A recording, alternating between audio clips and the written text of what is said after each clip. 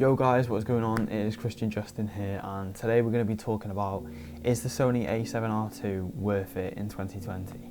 And if anyone watched my last video I did on this channel, which was actually what's in my camera bag video, you'd know that this is actually my main camera. But if you haven't seen that video, I will link it up here.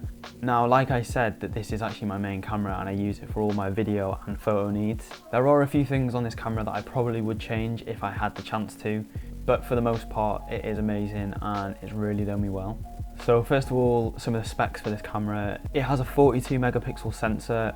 Primarily this camera was designed for photographers, but it is actually more than capable for video use as well. So it actually shoots 4K in 24 frames a second. It shoots 1080 in 60 frames a second and 120 FPS in 720p. I know 120 frames in 720 isn't the best, but if I was to shoot a video in 1080 and throw one 720 clip in that was 120 frames a second, the chances are not many people are going to realise. Also as well, for video, which is actually a really big thing, is it has 5-axis stabilisation. So if you're shooting handheld, there's actually a lot less micro jitters, and overall the footage is just really smooth. Also, like I said at the start, it has a 42 megapixel sensor, so that means if you need to, you can really punch into your photos and you won't lose a lot of resolution at all. It has 399 focus points as well, which is actually pretty good.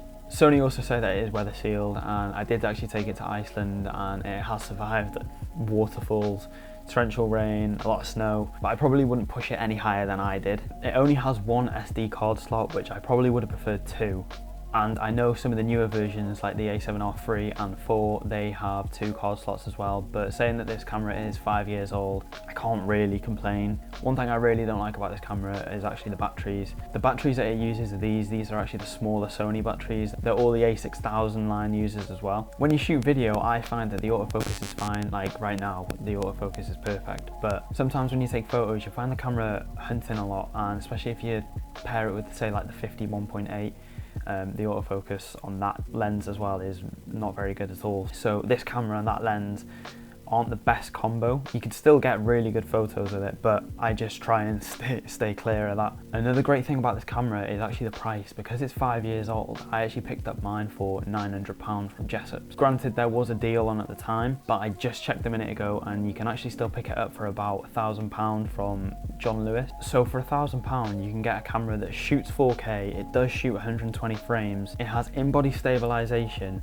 it has a 42 megapixel sensor, and it's weather sealed. So in my opinion, I think picking up this camera for £1,000 in 2020 is a really good deal, especially if you're looking at getting into full frame or just upgrading from an older Sony camera.